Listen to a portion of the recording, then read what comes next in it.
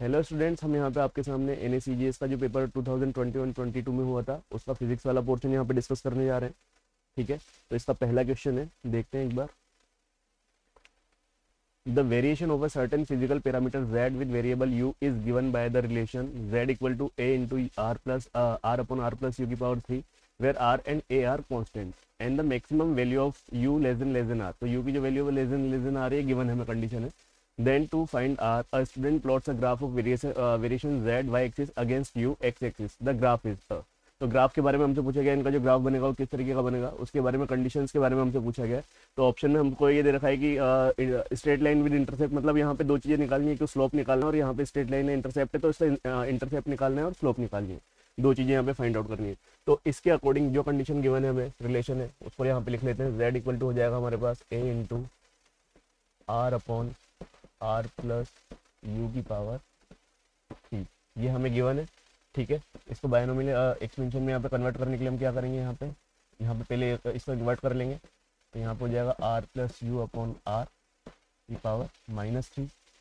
z equal to यहाँ पे हो जाएगा a इंटू, इसको इंडिविजुअली यहाँ पे डिवाइड कर देंगे r से, यहाँ पे बन जाएगा 1 प्लस यू अपॉन आर की पावर -3। इसको अब आपको पता है कि 1 प्लस एक्स की power n equal to 1 plus N X होता है जब x लेस देन n होता है उस कंडीशन में। तो ठीक है, इस कंडीशन में यहाँ पे क्या है हमारे पास z यहाँ पे, तो यहाँ पे u अपॉन आर की बात करें तो u लेस देन आर है। इस कंडीशन में यहाँ पे ये जो वैल्यू बन के आने वाली है बहुत छोटी वैल्यू आने वाली है। जब ये वैल्यू छोटी होगी तो ये ज़्यादा होगी यहाँ पे। तो इस कंडीशन में क्या बनेगा, 1 प्लस, यहाँ पे z इक्वल टू हो जाएगा यहाँ पे a into 1 plus N X की फॉर्म में कन्वर्ट कर देंगे तो यहाँ पे बन जाएगा 1 प्लस -3, अंदर यहाँ पे मल्टीप्लाई हो जाएगा तो -3 u अपॉन आर। तो यहाँ पे z की वैल्यू हो जाएगी, अंदर मल्टीप्लाई करते हैं a प्लस, यहाँ पे माइनस हो जाएगा प्लस की जगह,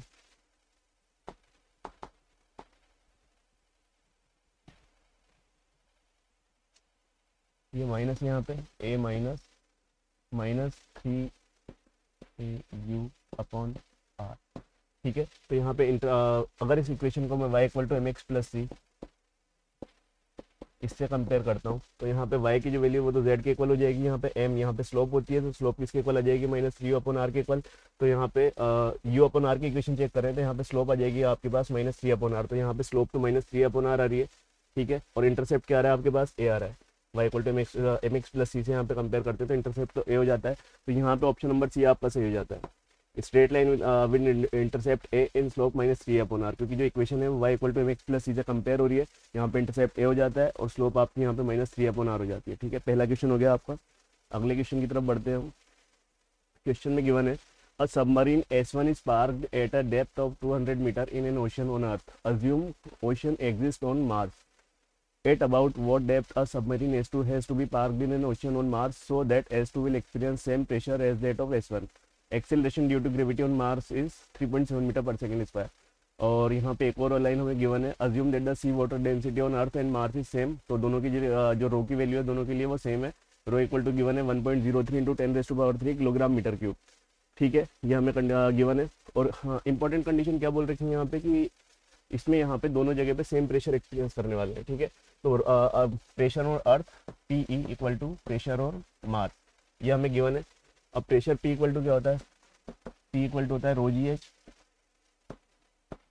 ये होता है। अब यहाँ पे प्रेशर और अर्थ को हम क्या लिख सकते हैं, रो दोनों के लिए सेम है इसलिए मैं रो यहाँ पे कॉमन ले रहा हूँ। रो GE इंटू H1 बोल देते हैं इसको, हाइट जो यहाँ पे अर्थ पे जो हाइट है उसको H1 बोल देते हैं। और रो यहाँ पे प्रेशर और मास की बात करें तो यहाँ पे रो तो सेम रहने वाला है GM इंटू H2, मतलब जो मार्स पे जो हाइट यहाँ पे पार्क करने वाली इसकी सबमरीन की जो हाइट है वो यहाँ पे H2 मान के चल रहे हैं हम। तो रो से रो तो कैंसिल आउट हो जाएगा। हमें निकालना क्या है, यहाँ पे हाइट ही निकालनी है। यहाँ पे H2 की वैल्यू यहाँ पे इसके यहाँ पे क्या दे रखा है आपको, S2 at what about depth a submarine S2 has to be park, मतलब H2 निकालनी है आपको, ये हमने जो अज्यूम करी है। तो इसकी वैल्यू हो जाएगी GE upon GM into H1 equal to H2। तो यहाँ पे वैल्यू पुट करते हैं, H2 इक्वल टू हो जाएगा, G की वैल्यू कितनी दे रखी है, ग्रेविटी ऑन अर्थ आपको पता है कि होती है 9.8 मीटर पर सेकेंड स्क्वायर, तो ये तो नहीं लिखते हैं। अपॉन यहाँ पे इसकी वैल्यू है 3.7 मीटर पर second square into H1 height जो यहाँ पे पहले अर्थ के ऊपर जो हाइट है वो कितनी है, 200 मीटर। ठीक है। इसको यहाँ से सोल्व करेंगे, 3.7 को यहाँ पे डिवाइड करेंगे तो इसकी जो वैल्यू है वो एग्जैक्ट यहाँ पे अराउंड आपके पास वैल्यू सोल्व करने पाएगी 529.38 समथिंग। तो यहाँ पे ऑलमोस्ट आपका 530 मीटर आंसर हो जाएगा। ठीक है, चलो अगले क्वेश्चन की तरफ बढ़ते हैं। अगला क्वेश्चन है, in an oscillating system damping result in dissipation of the stored energy, the following figure shows the variation of displacement x with time t for an oscillating system, which of the following statements best describes the physical phenomena. ठीक है, तो यहाँ पे एक आपको oscillatory system दे रखा है यहाँ पे, तो इनके बीच में यहाँ पे डैम्प्ड ऑक्सिलेशन है, आपको देखने समझ में आ रहा है। डैम्प्ड ऑक्सिलेशन क्या होता है, वो ऑक्सिलेशन जिसमें मैग्नीट्यूड जो होता है वो टाइम के साथ यहाँ पे मतलब कम होता जा रहा है। डैम्पिंग का मतलब यहाँ पे जो वेव फॉर्म आपकी चल रही है धीरे धीरे आप देख पा रहे हो कि यहाँ पे धीरे धीरे इसका मैग्नीट्यूड कम होता जा रहा है, तो ये डैम्पिंग हो रही है। तो यहाँ पे इसके जो ऑप्शन है इसके अकॉर्डिंग कंडीशन चेक कर लेते हैं। पहला ऑप्शन है oscillatory motion of an object without damping, तो ये तो वैसे ही गलत हो जाता है, आप क्लियरली देख पा रहे हो यहाँ पे मैग्नीट्यूड स्टार्टिंग में ज़्यादा है फिर धीरे धीरे कम हो रहा है, तो मतलब डैम्पिंग हो रही है, तो ये वाला गलत हो जाता है। दूसरा ऑप्शन है oscillatory motion of an object with damping such that time measurement was started when the system was at mean position, तो यहाँ पे स्टार्टिंग मीन पोजीशन तो हो रही है प्लस ए नोट, ये मीन पोजीशन नहीं एक्सट्रीम पोजीशन है, तो ये वाला ऑप्शन भी गलत हो जाता है। ठीक है, थर्ड वाला बोल रहा है oscillatory motion of an object with damping with decreasing time period, तो टाइम यहाँ पे देख पा रहे हो आप जैसे जैसे मोशन आगे बढ़ रहा है वैसे 2 4 6 मतलब यहाँ पे टाइम डिक्रीज नहीं हो रहा है, टाइम यहाँ पे इंक्रीज ही हो रहा है, तो ये वाला ऑप्शन भी गलत हो जाता है। चौथा ऑप्शन है oscillatory motion of an object with damping such that time measurement was started when the system had maximum potential energy, तो ये वाला ऑप्शन हमारे पास यहाँ पे सही हो जाएगा। तो इसका आंसर क्या हो जाता है यहाँ पे डी, यहाँ पे इसका सही आंसर हो जाता है। अगले क्वेश्चन की तरफ बढ़ते हैं। अगले क्वेश्चन में हमसे पूछा है, in the adjacent circuit the galvanometer G does not show any deflection if R equal to 2 ohm then the current drawn from the cell is. ठीक है, तो इस जो गिवन सर्किट है इसको सिंप्लीफाइड कर लेते हैं। सिंप्लीफाइड करेंगे तो हम किस तरीके से बनेगा सर्किट, यहाँ पे बैटरी है तो इसी सेल है तो इसी तरीके से ड्रॉ कर देते हैं। फिर यहाँ पे आगे ये वाला ये गैल्वेनोमीटर यहाँ से अगर हट जाता है तो ये वाला पॉइंट है, इसको इस तरीके से बना देता हूँ।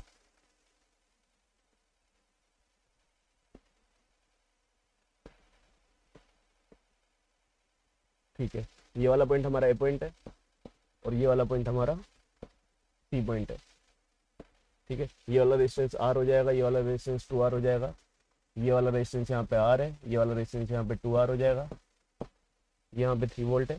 ठीक है, और अभी इस सर्किट को आगे सिंप्लीफाइड करते हैं तो यहाँ पे बन जाएगा ये दोनों आर रेजिस्टेंस यहाँ पे सीरीज में, तो ये 3R बन जाएंगे और ये वाला भी 3R बन जाएगा। तो इनको यहाँ पे आर इक्विवेलेंट सीधे निकाल लेते हैं हम। आर इक्विवेलेंट की वैल्यू आ जाएगी R1 R2 अपन R1 प्लस R2, मतलब R1 R2 दोनों की वैल्यू यहाँ पे 3R हो जाएगी, तो 3R into 3R upon 3R plus 3R।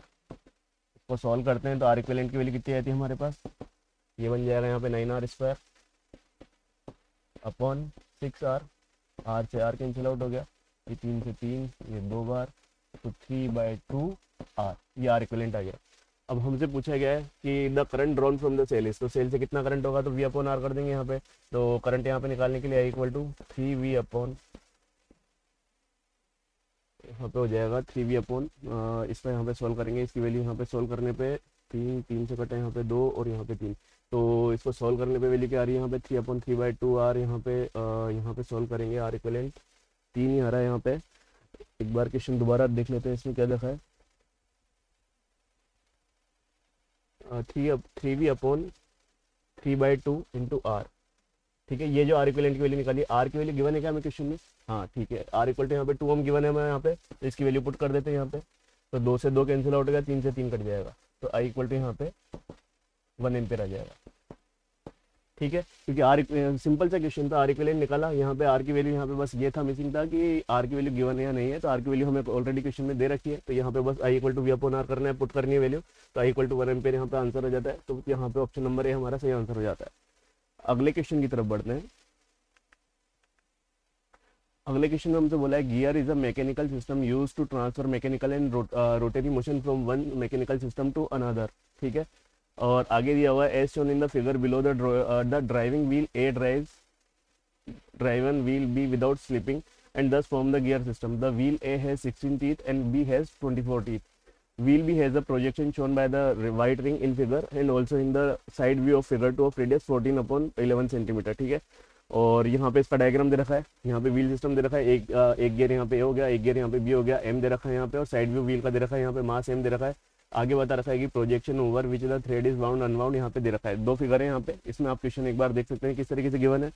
और आगे इसमें गिवन है a long massless inextensible string can be wound unwound over this circular projection of mass m is attached to the free end of the long string. If the wheel A makes 6 revolutions per second in the clockwise direction without slipping, then in 1/2 second the potential energy of the mass m in CGS unit. ठीक है, तो इसको solve करने के लिए क्या करते हैं हम, यहाँ पे सॉल्व करने के लिए यहाँ पे omega A upon omega B, इसकी जो वैल्यू हो जाएगी इक्वल टू हो जाएगा N B upon N A. ठीक है, अब ओमेगा हमें कितना गिवन है यहाँ पे, इसमें किसी एक दोनों में से किसी की वैल्यू गिवन है क्या यहाँ पे नीचे। ठीक है, if the wheel A make 6 revolution पर सेकंड, तो ओमेगा की वैल्यू यहाँ पे गिवन है, ओमेगा की वैल्यू पुट कर देते हैं। ओमेगा यहाँ पे 6 गिवन है, 6 upon omega B equal to N B upon M ने, एन बी यहाँ पे number of teeth in B, B के कितने टीथ हैं यहाँ पे 24 अपॉन 16, 24 दे रखे हैं बी के टीथ, और एन ए हाँ 16 ही है अपॉन 16। तो यहाँ से वैल्यू कितनी आती है, यहाँ पे इसको सोल्व करते हैं, 6 से कट गया है 4 बार, 4 से 4 बार, तो ओमेगा बी की जो वैल्यू है ये आ जाती है 4 रिवोल्यूशन पर सेकेंड। ठीक है, तो और हमें आगे क्या गिवन है क्वेश्चन में, if the wheel make 6 revolution per second in the clockwise direction without slipping, then in 1/2 second the potential energy of the, ये है यहाँ पे एंटी क्लॉकवाइज डायरेक्शन में।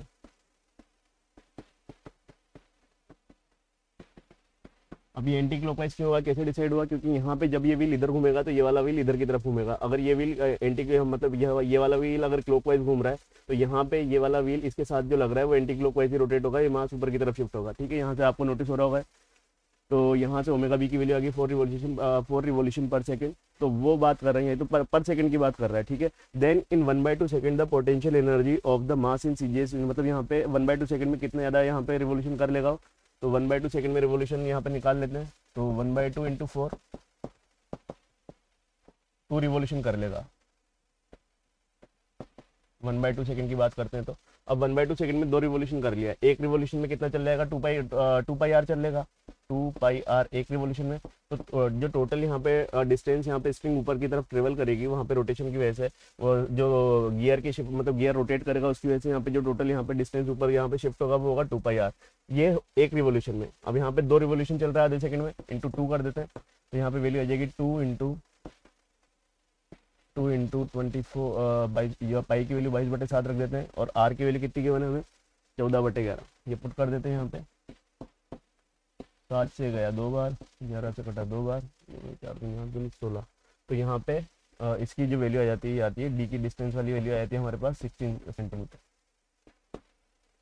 ठीक है, अब हमसे पूछा गया है then the potential energy of mass M in CGS unit. तो पोटेंशियल एनर्जी निकालने के लिए क्या करते हैं, एमजीएच कर देते हैं सीधे, पी इक्वल टू एमजीएच होता है, तो एम जी इंटू एच कितनी है, हाइट यहाँ पे क्या है 16 सेंटीमीटर, तो 16 एम जी हो जाएगा। आंसर चेक कर लेते हैं एक बार, यहाँ पे potential energy increase by 16 mg, क्योंकि यहाँ पे जो एच की डायरेक्शन में पॉजिटिव आ रही है तो यहाँ पे पोटेंशियल एनर्जी यहाँ पे मतलब पॉजिटिव आएगी, तो यहाँ पे सी ऑप्शन आपका सही हो जाएगा, इंक्रीज बाय 16 mg यहाँ पे सही आंसर हो जाएगा। ठीक है, अगले क्वेश्चन की तरफ आगे बढ़ते हैं। Canopus is the second brightest star in the night sky, it is about 300 light years away, the energy is produced inside the star through nuclear reaction if we receive 5.0 into 10⁻⁻8 web watt per meter square, energy from canopus how much mass does it lose per second। ठीक है, तो एक light year को पहले convert कर देते हैं, 1 light year किसके इक्वल होता है, 1 लाइट ईयर इक्वल टू होता है 9.4068 इंटू 10⁻15 मीटर पे।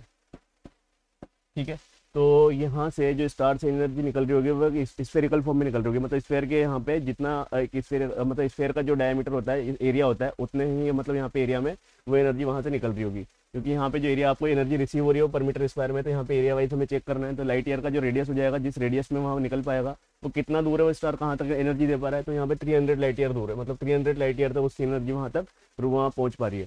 तो जो रेडियस होगा उसका, जिस स्फेयर का वहाँ पे मतलब जहाँ तक वो एनर्जी पहुँचा पाएगा उसका जो स्फेयर की यहाँ पे रेडियस होगी वो कितनी हो जाएगी 300 मतलब लाइट ईयर।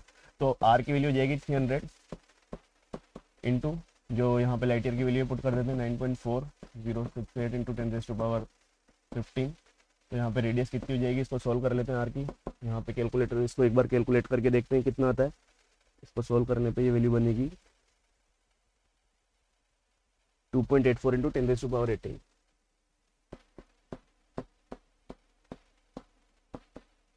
18 मीटर, ठीक है।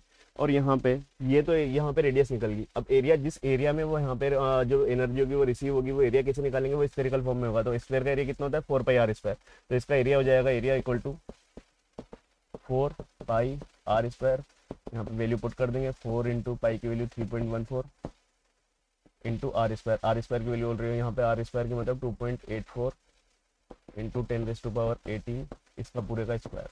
इसको भी सॉल्व कर लेते हैं, एक बार सॉल्व करके देखते हैं। यहाँ पे इसकी जो सॉल्व करने के बाद आपके पास वैल्यू आएगी, वो यहाँ पे वैल्यू आती है 1.013 इंटू 10⁻38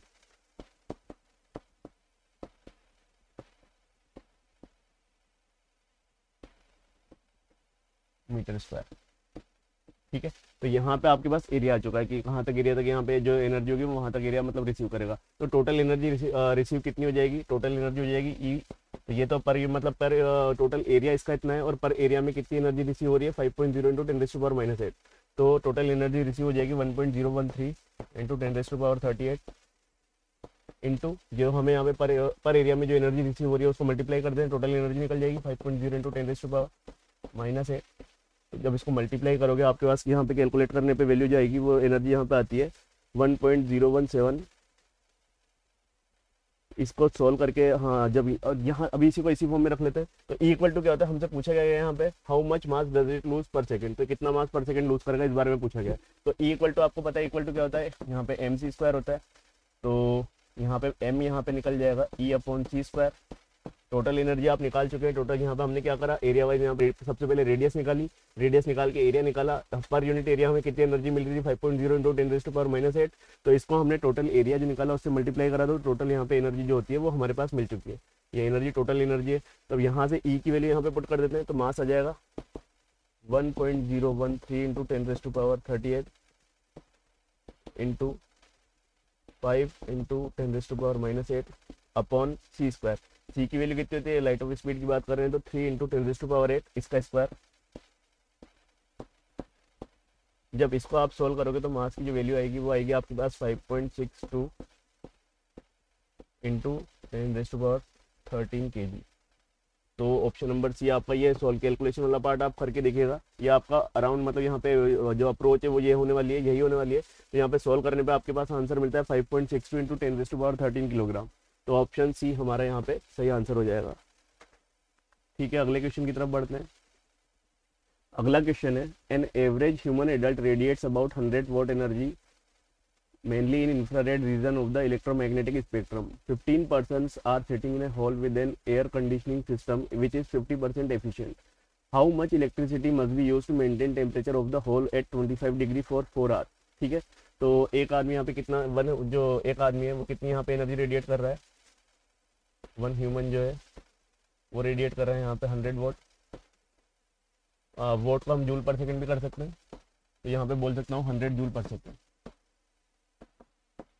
ठीक है, और कितने टोटल आदमी कितने बैठे हैं यहाँ पे, इसमें बैठे 50%। तो 50 ह्यूमंस बैठे हैं, 50% की यहाँ पे एनर्जी कितनी हो जाएगी, कितनी रेडिएट करेंगे 50 इंटू 100, तो 50 5000 जूल पर सेकंड हो जाएगी।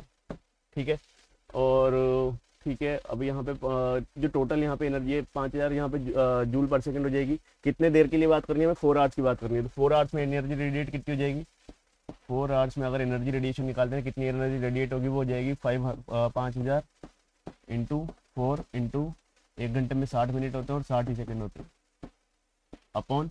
अब ये हमें यहाँ पे किस में पूछा है, यहाँ पे यूनिट्स में पूछा है। यूनिट होती है किलोवाट आवर, मतलब कितने किलोवाट आवर होगी। तो किलोवाट आवर को मतलब यहाँ पे कन्वर्ट करने के लिए इसमें किलोवाट आवर में हम यहाँ पे 36 इंटू 10⁵ से डिवाइड कर देते हैं।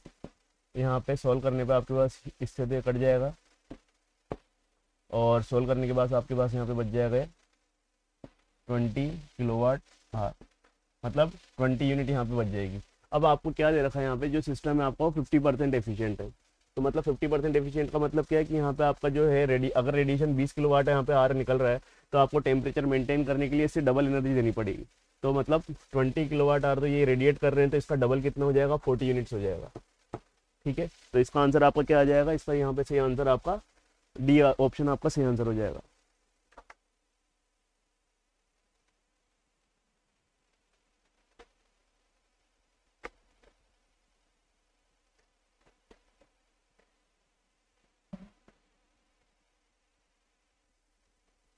ठीक है, अगले क्वेश्चन की तरफ बढ़ते हैं हम। अब अगला क्वेश्चन कौन सा है? Which of the following is not a function of mature RBC. ये हमारा क्वेश्चन, ये बायो का क्वेश्चन है। अगला क्वेश्चन है in which of the following classes the vertebrates are the. ठीक है, हम अब बाकी के जो हमारे सब्जेक्ट के क्वेश्चन नहीं है वो हम स्किप करते हुए चल रहे हैं, तो सीधे जहाँ पे फिजिक्स का क्वेश्चन होगा हम वहाँ पे रुकेंगे। अब ये भी हमारा क्वेश्चन नहीं है। During expedition of a planet, ये भी नहीं है, ये भी नहीं है।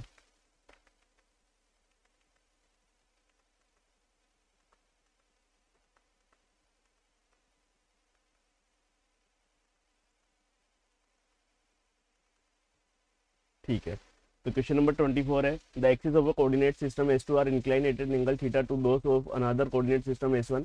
The origins of both the systems are coinciding. The particle P1 at rest in system S1 starts from point minus 2,0 and travels along positive direction of x1 axis with the uniform acceleration of 1.25 meter per second square for 4 seconds and stops. In system S2, particle P2 starts from rest from the origin and travels for 2 seconds along the positive direction of x2 axis with the uniform acceleration of 5 meter per second square and stops. If the final distance between P1 and P2 is 6 meter, then the angle between y1 axis and x2 axis. तो जैसा ये question में बोल रहा है वैसा वैसा हम ड्रॉ कर लेते हैं। सबसे पहले हमसे बोला गया कि यहाँ पे दोनों कोऑर्डिनेट सिस्टम के बीच में एंगल थीटा है, तो पहला कोऑर्डिनेट सिस्टम बना लेते हैं। यहाँ पे होगी एक्स एक्सिस हमारी, यहाँ पे होगी हमारी वाई एक्सिस, तो इसको x1 नाम दे देता हूँ और यहाँ पे y1 हो जाएगा। इन दोनों के बीच में कितना एंगल है? थीटा है। तो यहाँ पे ये x2 हो गया हमारा और इसके परपेंडिकुलर ये वाला कोऑर्डिनेट हमारा हो जाएगा, ये y2 हो जाएगा। ठीक है, इसको हम आगे एक्सटेंड कर देते हैं। तो अगर यहाँ पे x1 है तो ये वाला माइनस x1 हो जाएगा। ठीक है, और बोला गया है कि इन दोनों के बीच का जो एंगल है वो थीटा है, मतलब x1 x2 दोनों कोऑर्डिनेट सिस्टम के बीच का एंगल यहाँ पे थीटा है, ये थीटा हो जाएगा। x1 और x2 के बीच में, मतलब ये पूरा सिस्टम अगर यहाँ पे थीटा शिफ्ट करा है तो ये y2 वाला कोऑर्डिनेट भी यहाँ पे थीटा शिफ्ट हो जाएगा, तो यहाँ पे ये एंगल भी हमारे पास थीटा हो जाएगा। ये बचा हुआ ये एंगल कितना हो जाएगा? ये 90 माइनस थीटा हो जाएगा। ये सब जो भी क्वेश्चन में गिवन है उससे हम यहाँ पे डिराइव कर रहे हैं। ठीक है, और इसका स्टार्टिंग पॉइंट क्या है? A particle P1 at rest in system S1 starts from point minus 2,0, तो यहाँ पे माइनस 2,0 पे है।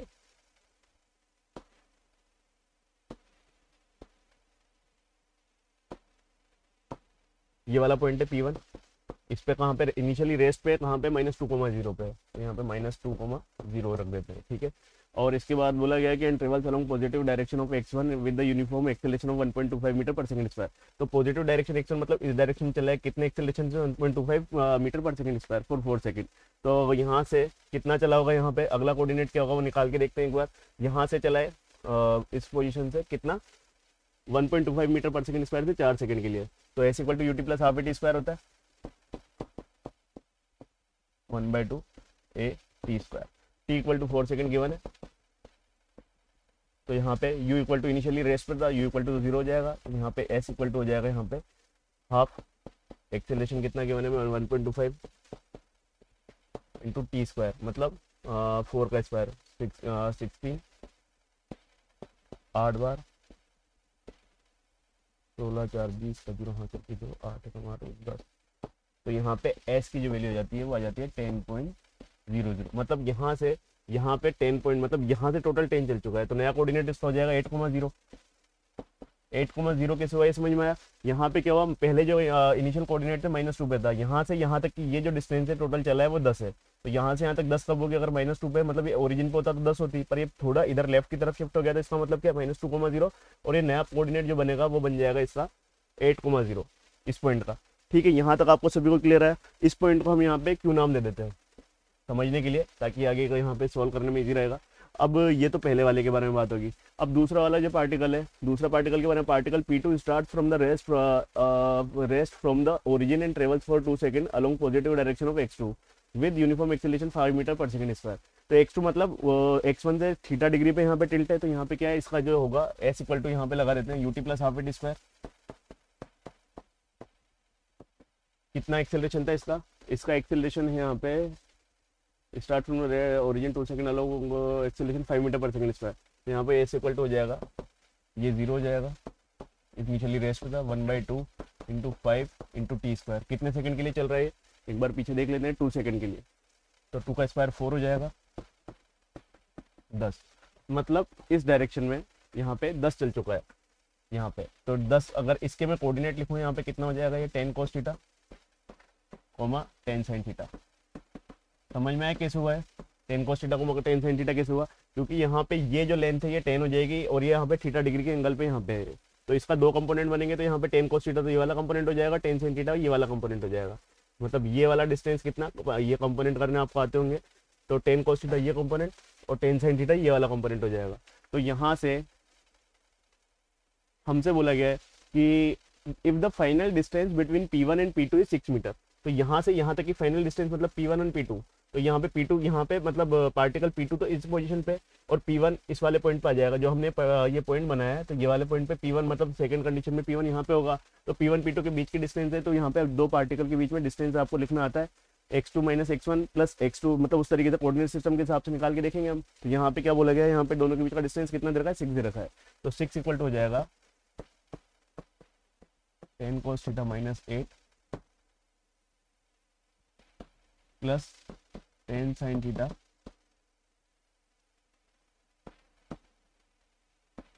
का होल स्क्वायर और होल स्क्वायर। मतलब यहाँ पे कोऑर्डिनेट सिस्टम के हिसाब से 6 equal to under root ten cos theta minus 8 का whole square plus ten sine theta का होल स्क्वायर, ये बनता है यहाँ पे। तो इसका हमने क्या करा है, इसको यहाँ पे हमने होल स्क्वायर को ऑलरेडी खोल के लिख लिया है, ठीक है। इक्वेशन को जब इसको सोल्व करेंगे, इसको सोल्व करते हैं यहाँ पे, तो यहाँ पे हो जाएगा 36 equal to 100 cos square theta plus 8 का स्क्वायर हो जाएगा 64 प्लस इसका लिख लेते हैं 200 साइन स्क्वायर थीटा, और इस वाली टर्म में बचेगा 2ab कोस थीटा, मतलब यहाँ पे माइनस 2ab, a यहाँ पे 10 है, b यहाँ पे 8 है, तो 80 160 माइनस 160 कोस थीटा, ठीक है। 36 यहाँ पे, इसको सोल्व करते हैं आगे, तो यहाँ पे सोल्व करने पे 100 यहाँ पे कॉमन आ जाएगा, कोस square theta plus sine square theta 1 बन जाएगा, प्लस 64 माइनस 160 कोस थीटा, और यहाँ पे 36 हमारा ऑलरेडी चल रहा है, तो यहाँ से इधर की तरफ 164 माइनस 36 कर लेंगे, तो यहाँ पे 64 माइनस 36 और 160, इसको आगे यहाँ पे सोल्व करेंगे, तो यहाँ पे आपके पास बच जाएगा 128 इक्वल टू 160 कोस थीटा। तो कोस थीटा की वैल्यू यहाँ से अगर निकालते हैं तो ये 32 से कट जाएगा, 32 से 4 बार और ये 5 बार, तो कोस थीटा की वैल्यू आपके पास 4/5 आ जाएगी। 4/5 कोस थीटा में किसकी वैल्यू होती है, आपको पता है, यहाँ पे कोस 4/5 कोस थीटा में 37 डिग्री की वैल्यू होती है, ऑलमोस्ट 37 के इक्वल होता है, 36.8 या ऐसा कुछ होता है, वैसे 37 मान के चलते हैं हम यहाँ पे। तो ठीक है, इसकी वैल्यू आ चुकी है हमारे पास, थीटा इक्वल टू यहाँ पे आ चुका है 37 डिग्री, और हमसे पूछा गया है, क्वेश्चन में पूछा गया है कि ठीक है then the angle between y1 axis and x2 axis, मतलब इसके बीच में x2 एंड y1, तो ये वाला एंगल 90 माइनस थीटा हमसे पूछा गया। तो अगर थीटा इक्वल टू 37 है तो 90 माइनस थीटा कितना हो जाएगा, यहाँ से माइनस कर लेंगे, 90 माइनस 37 करा तो हमारे पास ऑलमोस्ट यहाँ पे 53 के इक्वल आ जाएगा, तो यहाँ पे ऑप्शन नंबर बी हमारा यहाँ पे सही आंसर हो जाएगा। आई होप आप लोगों के क्वेश्चन समझ में आया होगा। ठीक है, अगले क्वेश्चन की तरफ बढ़ते हैं। According to the Einstein's theory, light can be assumed to be in form of a large number of discrete energy packets called photons. In case of the frequency nu, each photon carries energy E equal to h nu. ये given है हमें equal to h nu relation एक दे रखा है यहाँ पे। In a certain surgical process, a surgeon uses laser beam of wavelength 650 Newton nanometer in pulses of 3.0 millisecond duration. The average power of each pulse is 0.6 watt. Here, h is the Planck constant. Then तो यहाँ पे हमें कुछ conditions given है और इसके हिसाब से हमें चेक करना है। पहला ऑप्शन है the frequency of the laser photon is 4.0 into 10⁻14 hertz. तो रिलेशन क्या होता है इसके बीच में, फ्रीक्वेंसी के बीच में और यहाँ पे लेमडा के बीच में आपका रिलेशन क्या होता है, सी इक्वल टू न्यू लेमडा होता है, आपको पता होगा सी इक्वल टू होता है न्यू लेमडा। और हमें निकालना क्या है, यहाँ पे लेमडा गिवन है, सबसे पहली चीज पूछी गई है यहाँ की the frequency of the laser, तो न्यू निकालना, न्यू इक्वल टू हो जाएगा आपके पास सी अपॉन लेमडा। सी होता है 3 इंटू 10⁸ मीटर पर, मतलब यहाँ पे लाइट की जो स्पीड की बात कर रहे हैं, यहाँ पे लाइट की स्पीड होती है, स्पीड ऑफ लाइट 3 इंटू 10⁸ होती है। और लेमडा यहाँ पे कितना गिवन है हमें, लेमडा इक्वल टू गिवन है यहाँ पे 650 नैनोमीटर, नैनो की जगह यहाँ पे 10⁻⁻⁻। ठीक है, इसको सोल्व करेंगे यहाँ पे, तो आपके पास जो आंसर आएगा वो आ जाता है सोल्व करने पे 4.6 इंटू 10⁻14 हर्ट्ज। तो यहाँ पे पहला वाला जो ऑप्शन है हमारा यहाँ पे ये सही हो जाता है। अब अगला वाला ऑप्शन रीड करते हैं, हमसे क्या पूछा गया, the energy each pulse is 1.1 into 10⁻14 EV। ठीक है, तो ईच फोटोन की एनर्जी निकालनी है, तो यहाँ पे हमें गिवन क्या है, पावर गिवन है। ठीक है, तो एनर्जी हो जाएगी P एवरेज इंटू टाइम।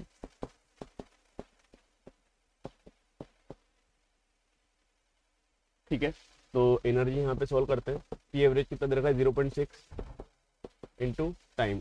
तो टाइम कितना है हमारे पास 30 मिली सेकेंड ड्यूरेशन है। तो पी एवरेज यहाँ पे 0.6 और इसको मल्टीप्लाई कर देंगे यहाँ पे 30 मिली सेकेंड। 30 मिली सेकेंड का मतलब 30 इंटू 10⁻⁻3। तो इसको आगे सोल्व करेंगे, एनर्जी हमारे पास कितनी आई थी इसको सोल्व करते हैं तो इसकी वैल्यू आ जाती है 18 इंटू 10⁻⁻3। 18 इंटू, यहाँ पे इरेज करके सही से लिख लेते हैं इसको एक बार, और इसको मल्टीप्लाई करने पे क्या आएगा हमारे पास 18 इंटू 10⁻⁻3। ठीक है, अब हमसे पूछा गया इलेक्ट्रॉन वोल्ट में, तो इलेक्ट्रॉन वोल्ट में यहाँ पे इसको कन्वर्ट करने के लिए हम क्या करेंगे, यहाँ पे इलेक्ट्रॉन वोल्ट में कन्वर्ट करने के लिए 1.6 इंटू 10⁻⁻19 से हम इसको डिवाइड कर देंगे। तो यहाँ पे डिवाइड कर देते हैं, तो ई इक्वल टू हमारे पास हो जाएगा 18 इंटू 10⁻⁻3, इसको डिवाइड करेंगे 1.6 इंटू 10⁻⁻19। तो आपके पास सॉल्व करने पे जो बनेगा वो बन जाएगा यहाँ पे ईवी के अंदर 1.1 इंटू 10⁻14 ईवी। तो ये वाला बी वाला ऑप्शन भी आपका सही हो जाता है। ठीक है, अगले ऑप्शन की तरफ बढ़ते हैं। Energy of one photon is 3.1 into 10⁻⁻19 joule. तो एक सिंगल यहाँ पे फोटोन की एनर्जी के बारे में आपसे पूछा गया है, और रिलेशन आपको पता है, रिलेशन क्या होता है, इक्वल टू एच न्यू, यहाँ पे खुद ने दिया हुआ है उसने, E equal to H nu. यहाँ पे एच बराबर क्या होता है, प्लांक कांस्टेंट होता है, इसकी वैल्यू होती है 6.625 इंटू 10⁻⁻34। ठीक है, ये वैल्यू यहाँ पे पुट कर देते हैं। यहाँ पे वैल्यू पुट करने के बाद यहाँ पे सॉल्व करते हैं इसको, और यहाँ पे न्यू की वैल्यू हमने निकाली थी क्या, ठीक है, तो यहाँ पे जो वैल्यू आई थी 4.6 इंटू 10⁻14 यहाँ पे पुट कर देते हैं। तो ई की जो वैल्यू आ जाती है सॉल्व करने पे 6.625 इंटू 10⁻⁻34 इंटू न्यू की कितनी वैल्यू थी यहाँ पे 4.6 इंटू 10⁻14, 4.6 इंटू 10⁻14। इसको सॉल्व करते हैं यहाँ पे, अगर इसको सॉल्व करेंगे आगे, सॉल्व करने पे हमारे पास आ जाएगा ई इक्वल टू 3.1 इंटू 10⁻⁻19। ठीक है, तो यहाँ पे ऑप्शन सी आपका यहाँ पे सही हो जाता है। चौथा है number of photons in each pulse is 5.9 into 10⁻16। तो ये कैसे निकालेंगे, नंबर ऑफ फोटोन्स निकालने के लिए क्या करेंगे हम, यहाँ पे जो एनर्जी है ईच पल्स की है, मतलब यहाँ पे जो एनर्जी है जो इलेक्ट्रो जूल के अंदर जो हमने निकाली थी ईच पल्स की एनर्जी, उसको एक सिंगल फोटोन की एनर्जी से डिवाइड कर देते हैं। तो हमारे पास जो ईच पल्स की एनर्जी थी यहाँ पे ईवी में नहीं जूल में जो हमने निकाली थी 18 इंटू 10⁻⁻3, यहाँ पे नंबर ऑफ फोटोन्स हो जाता है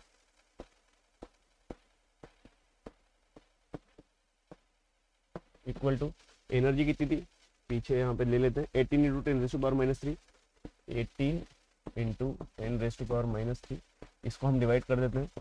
एक सिंगल फोटोन की एनर्जी कितनी निकली थी हमारे पास 3.1 इंटू 10⁻⁻19। ठीक है, इसको यहाँ पे डिवाइड करके सोल्व कर लेते हैं। सोल्व करने के बाद आपके पास आएगा 5.9 इंटू 10⁻16।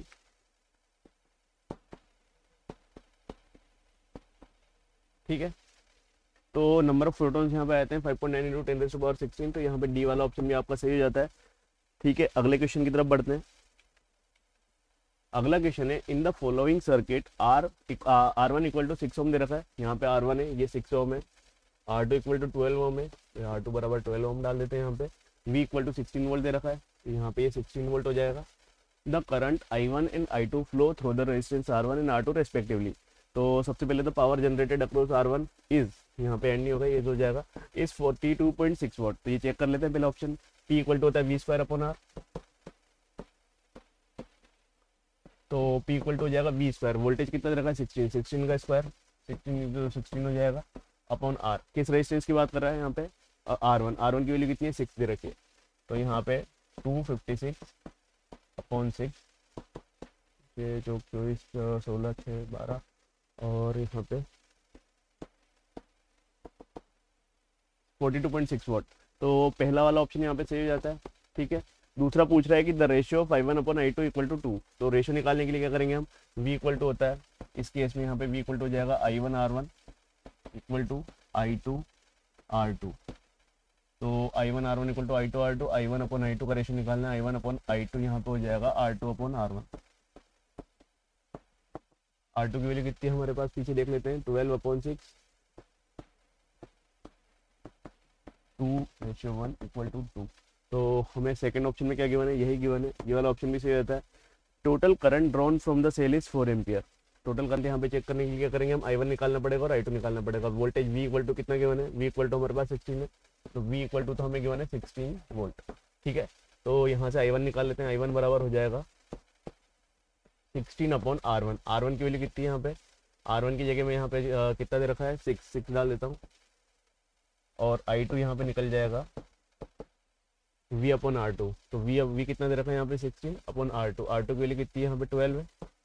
ठीक है, तो I1 plus I2 equal to हो जाएगा 16/6 प्लस 16/12, यहाँ पे 12 एलसीएम आ जाएगा, 6 2 32 प्लस 16 48/12, तो I इक्वल टू हो जाएगा हमारे पास 4 एम्पियर। ठीक है, तो यहाँ पे the total current drawn from the cell is 4 ampere, ये वाला ऑप्शन भी हमारे पास सही हो जाता है यहाँ पे। और यहाँ पे दे रखा है as R2 equal to 2R1 the voltage across R2 will be twice the voltage across R1। नहीं, वोल्टेज यहाँ पे सेम रहेगा, यहाँ पे करंट अलग अलग होगी और वोल्टेज यहाँ पे सेम रहेगा, क्योंकि हमने रिलेशन में जो बताया यहाँ पे यहीं पे बता दिया था V equal to I1 R1, मतलब यहाँ पे दोनों एंड का वोल्टेज तो सेम रहने वाला है, लेकिन यहाँ पे करंट यहाँ पे दोनों के लिए अलग अलग हो जाएगी। ठीक है, इसके बाद अगले क्वेश्चन की तरफ बढ़ते हैं। अगले क्वेश्चन में बोल रखा है glass plate of uniform thickness T and refractive index mu is as shown in the diagram. AB is the incident ray and FG is the emergent ray. तो AB आपको गिवन है क्वेश्चन में, ये AB है और यहाँ पे FG जो है इमर्जेंट रे है। ठीक है, the angles of the incidence and reflection are I and R respectively. The perpendicular distance FC equal to x, यहाँ पे FC की यहाँ पे x के बराबर दे रखा है। Between the incident and the emergent रे is called the lateral shift. तो यहाँ पे खुद ने बता भी रखा है कि यहाँ पे लेटरल शिफ्ट के बारे में बात कर रहा है। तो लेटरल शिफ्ट का जो फॉर्मूला होता है, ये फॉर्मूला होता है x इक्वल टू होता है T upon cos R into यहाँ पे, ये आपने पढ़ा होगा, आपको पढ़ा होगा तो आइडिया होगा हम किस बारे में बात कर रहे हैं। ये साइन I माइनस R, ठीक है, ये होता है। तो x इक्वल टू यहाँ पे हो जाएगा T upon cos R, sine I minus R को खोलेंगे sine A minus B. Sine A minus B क्या होता है, साइन A माइनस बी होता है sine A cos B minus cos A sine B. तो इसको यहाँ पे लिख देते हैं sine I cos R minus cos I sine R, और अपॉन में क्या चल रहा है हमारे, कोस R चल ही रहा है, यहाँ पे ऑलरेडी लिख चुके हैं हम, इसको लिखने की जरूरत नहीं है। ठीक है, तो यहाँ पे x की वैल्यू आ जाती है हमारे पास, x इक्वल टू हो जाएगा T अपॉन, अब ये कोस R को इंडिविजुअली अंदर यहाँ पे डिवाइड कर देता हूँ मैं, तो T इंटू यहाँ पे sine I upon cos R। यहाँ पे कोस R से कोस R कट जाएगा तो यहाँ पे साइन I बच जाएगा बस, minus cos I sine R upon cos R। ठीक है, तो पहले ऑप्शन में हमको यही गिवन है, x इक्वल टू जो रिलेशन बना है एक बार चेक कर लीजिए, यही रिलेशन आ रहा है क्या, x equal to T into sine I minus cos I sine R upon cos R। तो यहाँ पे पहला ऑप्शन ए ऑप्शन हमारे पास सही हो जाता है। सेकंड हमको बोला गया है कि x depend on refractive index mu, तो x यहाँ पे रिफ्रैक्टिव इंडेक्स पे डिपेंड करेगा, क्योंकि यहाँ पे जो डेल्टा मतलब यहाँ पे एंगल R होगा, ये एंगल R, यहाँ पे रिफ्रैक्टिव इंडेक्स यहाँ पे जो है ये एंगल है, ये डिपेंड कर रहा है यहाँ पे x पे, तो ये वाला जो यहाँ पे रिफ्रैक्टिव इंडेक्स होगा ये भी उस पर डिपेंड करेगा। तो यहाँ पे x depends on refractive index mu, ये वाला ऑप्शन भी यहाँ पे सही जाता है। और आपसे अगला पूछा गया है डी, यहाँ पे x is independent of the wavelength of lambda of light, तो ये गलत हो जाएगा क्योंकि उस पर भी डिपेंडेंट यहाँ पे डिपेंड करता है।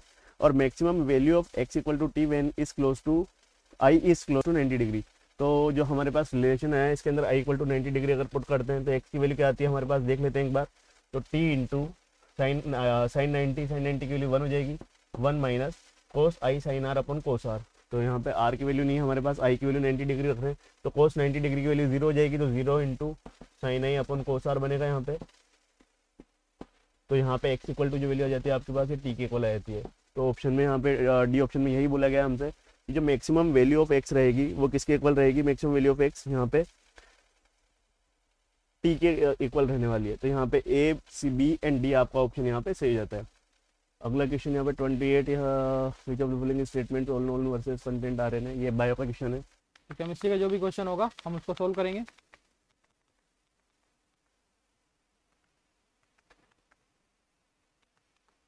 चलिए, तो फर्स्ट क्वेश्चन है केमिस्ट्री का हमारे पास, coal is a common fossil fuel, it contains 0.2 to 5% sulphur which on burning produce a gas responsible for acid rain. The number of the atoms in 1 mole of this gas is. तो इस gas के अंदर हमें बताना है कितने मोल atoms present होंगे। तो अगर हम बात करें सल्फर की इन प्रेजेंस ऑफ ऑक्सीजन, तो गैस का फॉर्मेशन होगा आपके पास SO2 गैस का फॉर्मेशन हो जाएगा, यही एसिड रेन के लिए रेस्पॉन्सिबल गैस है। ठीक है, अब बात करें हम इसके number of atoms. Number of atoms in 1 mole, 1 molecule के अंदर कितने एटम्स हैं? 3 एटम्स, 3 एटम्स इन 1 मोलिक्यूल।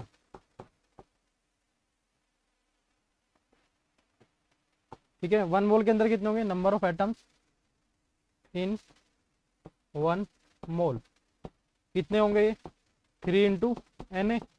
अब Na की वैल्यू पुट कर देंगे, 3 इंटू 6.02 इंटू 10⁻23, इसको मल्टीप्लाई कर देंगे आप 18.02 इंटू 10⁻23 तरीके से लिख सकते हैं इसको, 1.802 इंटू 10⁻24। ठीक है, तो अप्रोक्सीमेटली जो आंसर होगा आपका वो आ जाएगा ऑप्शन सी। ठीक है, ऑप्शन सी इज करेक्ट।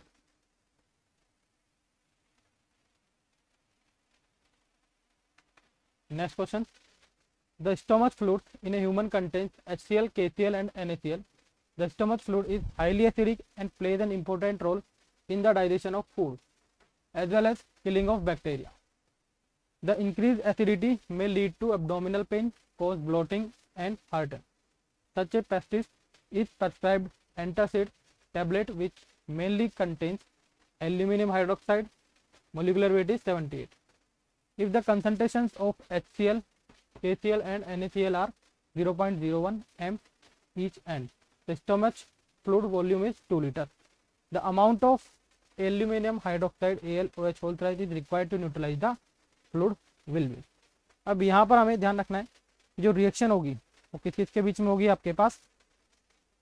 वो होगी आपके पास एल्यूमिनियम हाइड्रोक्साइड रिएक्ट करेगा किसके साथ में? HCl के साथ में। ठीक है, क्या बन जाएगा आपके पास? AlCl3 and water. अब यहां पर हमें वॉल्यूम गिवन है HCl का। ठीक है, वॉल्यूम गिवन है, कंसंट्रेशन गिवन है, तो मोल्स हम फाइंड आउट कर सकते हैं। मोल्स ऑफ HCl क्या होंगे आपके पास? वॉल्यूम इनटू कंसंट्रेशन, 0.02 मोल्स आ गए, निकल गए किसके? HCl के। ठीक है, तो बैलेंस कर लें आप, तो ये आ जाएगा हमारे पास 3HCl AlOH whole thrice AlCl3 3H2। ठीक है, तो ये आपके पास निकल के आ गई इक्वेशन।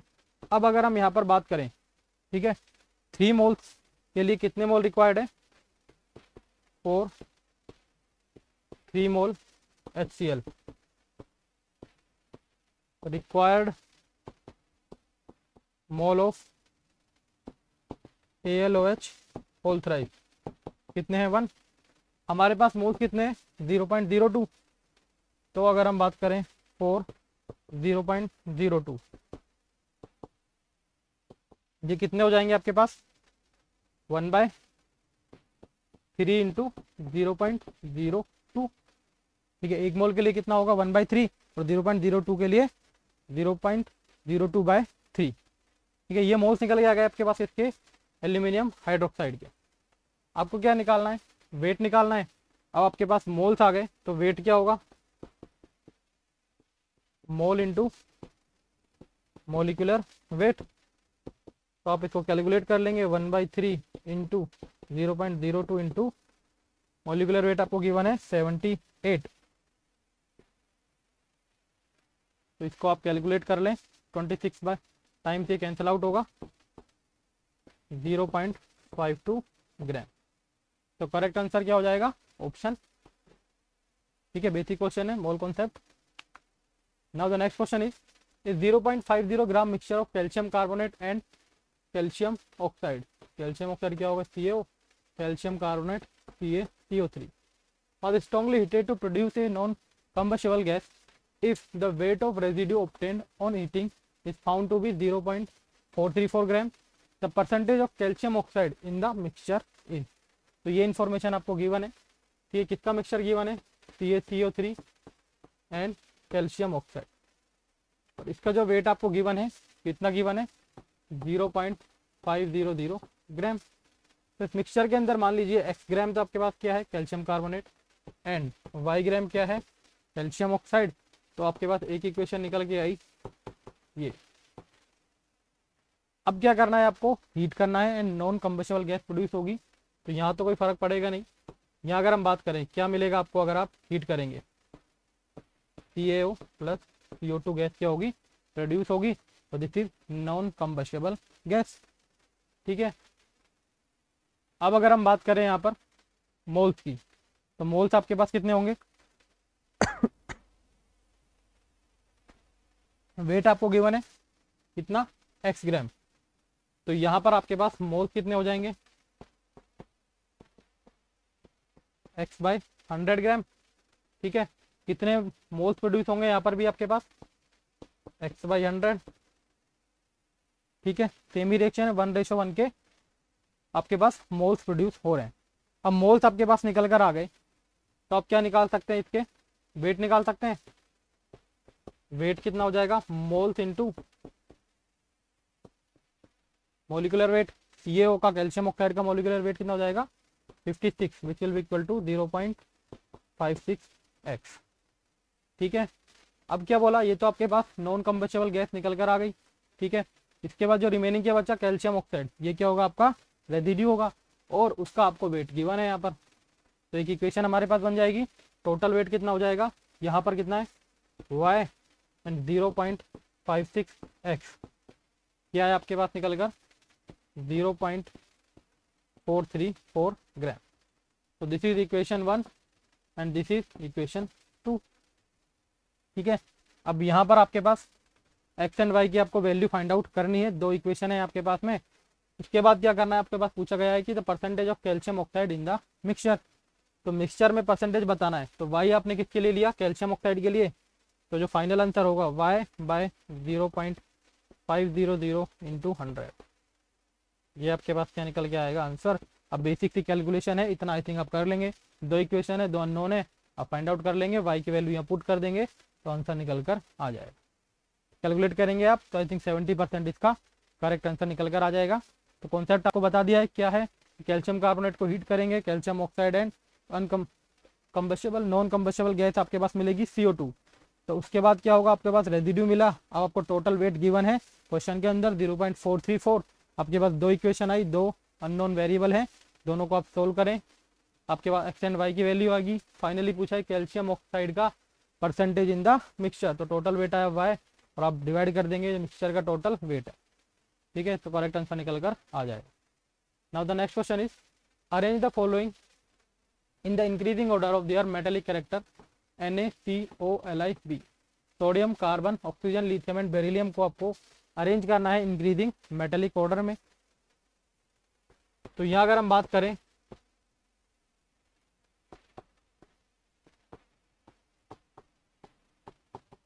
ठीक है, एक ही पीरियड से बिलोंग कर रहे हैं, लिथियम एंड आपके पास बेरिलियम, कार्बन एंड ऑक्सीजन, और एक ही ग्रुप से बिलोंग कर रहे हैं, लिथियम एंड सोडियम। तो टॉप टू बॉटम आने पर आपको पता है मेटेलिक कैरेक्टर क्या होंगे, इंक्रीज। लेफ्ट टू राइट जाने पर मेटेलिक कैरेक्टर क्या होंगे, डिक्रीज होंगे। ठीक है। मेटेलिक टेंडेंसी क्या होगी, डिक्रीज होगी। अब आपको ऑर्डर सेट करना है। तो सबसे ज़्यादा आपके पास हो जाएगा सोडियम, देन आपके पास लिथियम, देन उसके बाद बेरिलियम, देन उसके बाद कार्बन एंड सबसे लास्ट में ऑक्सीजन। ये करेक्ट ऑर्डर होगा। तो ऑप्शन अगर आप चेक करेंगे तो option C is correct. Next question is a 50 ml of 0.1 m acetic acid solution is taken in the beaker and 2 wires are dipped in it as shown in the figure. When electric supply is switched on, the bulb glows. To this solution, distilled water is added slowly till the volume doubles. During the addition of water, the intensity of bulb will be. तो कैसे check करेंगे आप इस question को, यानी कि equilibrium के अंदर ओस्टवाल डाइल्यूशन लो आपने पढ़ा होगा, के अकॉर्डिंग आपके पास क्या है, जो अल्फा है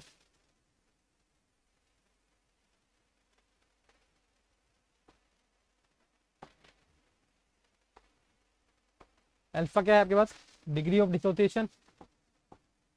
अल्फा को हम इस तरीके से बना देते हैं, किसके प्रोपोर्शनल होती है, वॉल्यूम के। दूसरा तरीका क्या होता है, alpha is inversely proportional to concentration. ठीक है, ये आपने देखा होगा। ठीक है, अब क्या होगा, जैसे जैसे आप वॉल्यूम बढ़ाएंगे तो अल्फा की वैल्यू भी इंक्रीज होगी, डिग्री ऑफ आयोनाइजेशन क्या होगी, इंक्रीज होगी। अब आपके पास डिग्री ऑफ आयोनाइजेशन इंक्रीज हो रही है, it means number of ions क्या होंगे, increase. Number of ions increase हुए, इट मीन्स जो कंडक्शन होगा वो क्या होगा, ज़्यादा। नंबर ऑफ आयंस ज़्यादा होंगे तो कंडक्शन ज़्यादा होगा, इट मीन इंटेंसिटी क्या करेगी आपके पास, इंक्रीज करेगी। ऑप्शन चेक कर लेते हैं, remains unchange, goes on decreasing, goes on increasing, suddenly become zero. तो इंटेंसिटी क्या होगी आपके पास, इंक्रीज करेगी, क्योंकि नंबर ऑफ आयंस क्या हो रहे हैं, इंक्रीज कर रहे हैं। वॉल्यूम बढ़ा रहे हैं तो अल्फा की वैल्यू बढ़ रही है। Now the next question is, A compound x when heated with NaOH solution produces a pungent gas that turns red litmus blue. Okay, when an aqueous solution of X is treated with AgNO3 solution, a white precipitate Y is obtained, which on keeping in sunlight turns gray, liberating pale yellowish green gas. The aqueous solution of compound X is, ठीक है, क्या given आपको X, उसकी reaction आपको करवानी है किसके साथ में, NaOH के साथ में। तो जो गैस मिलेगी आपके पास, पंजेंट गैस मिलेगी। अब पंजेंट गैस आपको पता है कि कौन सी होती है आपके पास, अमोनिया गैस। ठीक है, अमोनिया गैस है, तो यहाँ पर क्या पॉसिबल हो सकता है वो चेक कर लेंगे अभी। When aqueous solution of x, ठीक है, क्या बोला गया, एक्स का एक्वस जो सॉल्यूशन है ट्रीटिंग विद AgNO3, क्या मिलता है, वाइट प्रेसिपिटेट। ठीक है, on keeping sunlight turns grey, liberating pale yellowish green gas. अब आई थिंक आपको आइडिया लग गया होगा कि क्या यहाँ पर प्रेजेंट हो सकता है। ठीक है, ऑप्शंस की अगर हम बात करें, देखिए अमोनिया गैस मिल रही है और यहाँ पर आपको वाइट प्रेसिपिटेट मिल रहा है, तो यहाँ पर क्या प्रेजेंट होगा, ये NH4Cl, और NH4Cl की आप यहाँ पर रिएक्शन करवाएंगे तो किसका वाइट प्रेसिपिटेट मिलेगा आपको, AgCl का वाइट प्रेसिपिटेट। ठीक है, इतना सा क्वेश्चन था। अगर आपके क्लिक हो रहा है माइंड में कि यहाँ पर क्या प्रेजेंट हो सकता है, NH4Cl, और एक्वस सॉल्यूशन का अगर AgNO3 के साथ रिएक्शन कराएंगे तो वाइट प्रेसिपिटेट ऑफ AgCl वहाँ पर आपको मिलेगा। ठीक है, तो एक्वस सॉल्यूशन ऑफ X यानी कि NH4Cl के एक्वस सॉल्यूशन की अगर बात करें तो ये आपको पता है कैसा होता है नेचर में, एसिडिक। ठीक है, स्लाइटली एसिडिक अगर आप इसकी को बोले तो वो इसका नेचर हो जाएगा। ठीक है, तो करेक्ट ऑप्शन की बात करें, neutral, slightly acidic, slight alkaline, strongly acidic, तो करेक्ट ऑप्शन क्या होगा, ऑप्शन बी, स्लाइटली एसिडिक। ठीक है, तो ये इन्फॉर्मेशन आपको गिवन थी कि पंजेंट गैस मिलेगी, वाइट पीपीटी मिलेगी, इससे आपको आइडिया लगाना था कि क्या वहां पर प्रेजेंट हो सकता है, अमोनियम क्लोराइड होगा। Now the next question is, equal masses of two gases among N2NO, O2, CO and CO2 and SO2 occupy same volume at the STP. These two gases are, तो volume की जब आप बात करेंगे तो moles, volume क्या होगा आपके पास, मोल्स इंटू 22.4। ठीक है, या फिर इन जनरल में बोलूं कि जो वॉल्यूम है, वॉल्यूम किसके प्रोपोर्शनल होगा आपका, मोल्स के। ठीक है, और मोल्स आपको पता है क्या होते हैं, वेट अपॉन मोलिकुलर वेट।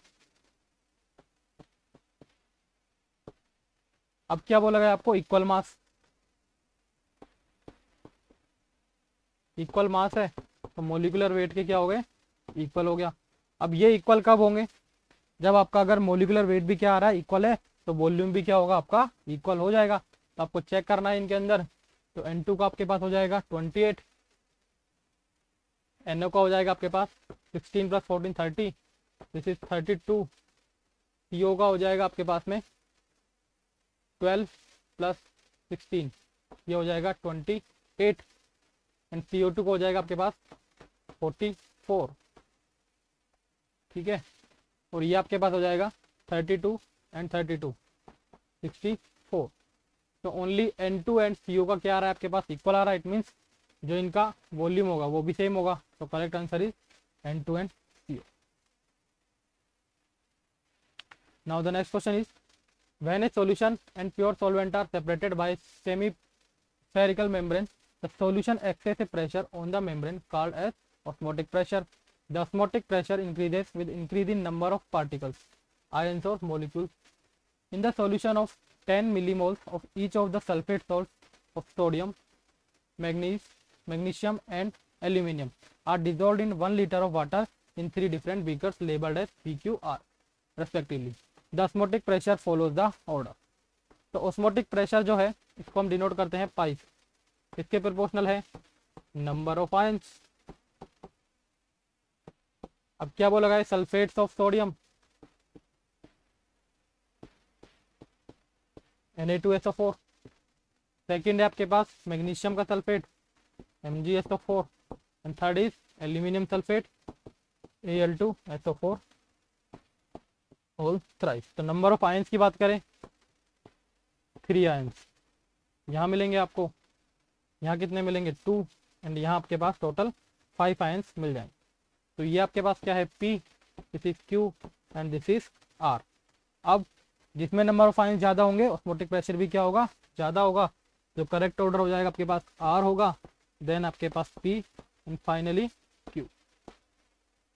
तो ये आपके पास करेक्ट ऑर्डर होगा ऑस्मोटिक प्रेशर के लिए। तो correct option is option B. Now the next question of chemistry will be type of bonding found in dry ice is a। ठीक है, ड्राई आइस की बात करें तो हम एक तरीके से सॉलिड CO2 की बात करते हैं यहाँ पर। ठीक है, और CO2 के अंदर कौन कौन सी बॉन्डिंग प्रेजेंट है आपके पास, एक तो covalent bond C and O के बीच में। ठीक है, और कौन सा प्रेजेंट होगा कि डाइपोल मोमेंट की बात करें लीनियर है, डाइपोल मोमेंट क्या है 0। तो डाइपोल मोमेंट 0, तो उसके अंदर जो इंट्रैक्शन होगा वो वांडरवाल इंट्रैक्शन या फिर वांडरवाल फोर्स। ठीक है, तो करेक्ट आंसर हो जाएगा आपके पास covalent and van der Waals force. The compound that raises the temperature of water from room temperature on dissolving in it is are. तो वाटर को डिजोल्व करने पर टेम्परेचर कब बढ़ेगा, जब रिएक्शन कैसी होगी आपके पास exothermic. It means delta H क्या होगा नेगेटिव। इट मीन्स एनर्जी जो हीट है आपके पास क्या हो रही है, रिलीज हो रही है। अब रिएक्शन कराएंगे ammonium chloride, potassium hydroxide, glucose and concentrate HCl। तो डेल्टा एच नेगेटिव किस केस में होगा आपके पास, only potassium hydroxide and concentrate HCl। बाकी आपके साथ क्या होगा, एंडोथर्मिक रिएक्शन होगी, एनर्जी आपको देनी पड़ेगी। तो ऑप्शन करेक्ट हो जाएंगे B and D. Next question is soaps and detergents are common agents used in laundry industry.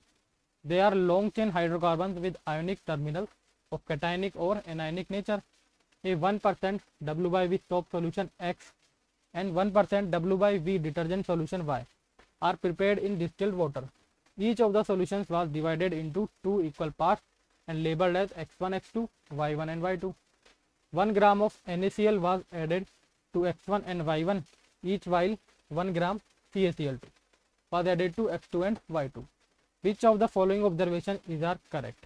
तो करेक्ट ऑब्जर्वेशन क्या होंगे आपके पास, सबसे पहले तो इस क्वेश्चन में गिवन क्या है, एक्स एंड वाई आपको दो यहाँ पर गिवन है, डिटर्जेंट एंड सोप। डिवाइडेड किया गया x1 and x2, y1 and y2। तो सोप की बात करें लॉन्ग चेन हाइड्रोकार्बन हैं, तो लॉन्ग चेन हाइड्रोकार्बन आपके पास हो सकते हैं। तो ये आपके पास क्या होगा O माइनस Na+। तो ये तो बात हुई एक्स की, और वाई की बात करें डिटर्जेंट की,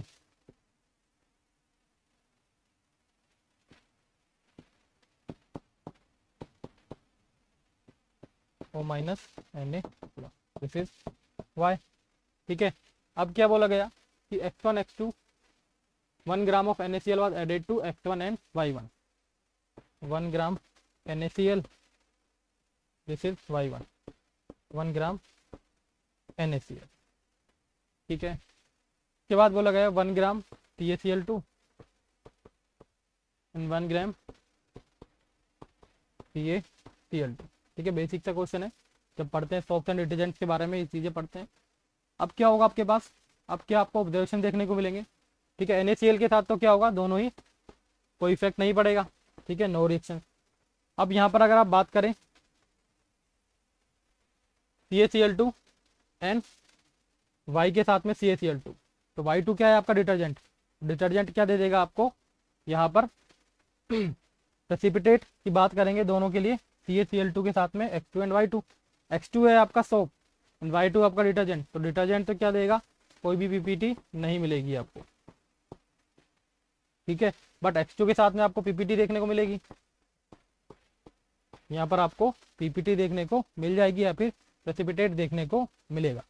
तो आपका क्वेश्चन हो गया सोल्व। यहाँ पर चेक कर लेते हैं, तो करेक्ट आंसर क्या हो जाएगा इनमें से आपके पास, X2 सोर्स स्लीमी प्रेसिपिटेट, क्योंकि X2 के साथ ही आपको प्रेसिपिटेट देखने को मिलेगा, Y2 के साथ कोई भी प्रेसिपिटेट देखने को नहीं मिलेगा। तो ये चेक करना था आपको, X एंड Y को डिवाइड किया गया X1 X2, और दीज पार्ट्स को डिफरेंट आपके पास एक पास NaCl एंड एक में CaCl2 को मिक्स किया गया, तो क्या ऑब्जर्वेशन देखने को मिलेंगे। तो correct option will be option B. So these are the chemistry question for your paper. सबसे पहला क्वेश्चन आपकी स्क्रीन पे, ठीक है, सुनिए।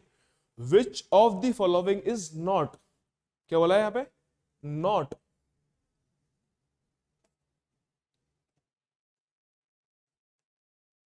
Not a function of mature RBC. तो जो यहाँ पे आरबीसी है वो क्या है बेटा, इरेथ्रोसाइट, इरेथ्रोसाइट्स। आरबीसी को हम क्या बोलते हैं बेटा यहाँ पे, इरेथ्रोसाइट्स। आरबीसी के कौन कौन से फंक्शन नहीं है बताइए, ABCD में से कौन कौन से नहीं है। Help in classifying blood in different blood groups, exactly ये आरबीसी का फंक्शन है बेटा। आरबीसी की सरफेस पे कुछ खास कार्बोहाइड्रेट्स देखने को मिलते हैं जो कि ये डिसाइड करते हैं ब्लड ग्रुप कौन सा होगा ऑर्गेनिज्म का, जैसे कि blood group A, blood group B और blood group AB and O blood group. ठीक है, तो 4 ब्लड ग्रुप होते हैं हमारे यहाँ पास, AB blood group, AB blood group और चौथा ब्लड ग्रुप O। ठीक है, तो पहला तो होगा बेटा help in transport of gases, exactly correct है, क्योंकि आरबीसी एक ऐसा सेल है जो कि हेल्प करता है ट्रांसपोर्टेशन ऑफ गैसेस में, जैसे कि ऑक्सीजन एंड CO2। ठीक है, तो कौन कौन से गैसेस में हेल्प करता है ट्रांसपोर्टेशन के लिए, CO2 and oxygen gas. Very good. Synthesis of immunoglobulin, लगता है कि बेटा आपको ये सही होगा या फिर नहीं होगा बताइए। Synthesis of immunoglobulin, immunoglobulin are antibodies, ये क्या है बेटा, एंटीबॉडीज है ये। Immunoglobulin are generally antibodies. तो एंटीबॉडीज बनाने का काम किसका है, व्हाइट ब्लड सेल्स का, ना कि आरबीसी का। सिंपल, आगे बढ़ते हैं। तो थर्ड अपना ऑप्शन नहीं है, फंक्शन नहीं है आरबीसी का। Maintain in help in maintaining acid base balance in body, very good. ये मेंटेन करने में हेल्प करता है, क्योंकि जब CO2 प्लस H2O मिक्स होगा तो बनेगा बाइकार्बोनेट आयन। तो कैसे बनता है, CO2 प्लस H2O से बनता है H2CO3। क्या बनता है, H2CO3। उसके बाद ये ब्रेक डाउन होता है, किसमें ब्रेक डाउन होता है बेटा, ये H plus plus HCO3 minus में। जैसे ही हाइड्रोजन प्रोटॉन प्रोड्यूस हुआ वैसे ही एसिडिटी बढ़ जाएगी इसकी, क्या आएगी, एसिडिटी बढ़ जाएगी और pH घट जाएगा। ठीक है, तो आंसर होगा हमारा बेटा C, थर्ड आंसर। क्लियर है, आगे चलते हैं। ठीक है, नेक्स्ट क्वेश्चन है हमारे पास बेटा यहाँ पे। नेक्स्ट क्वेश्चन,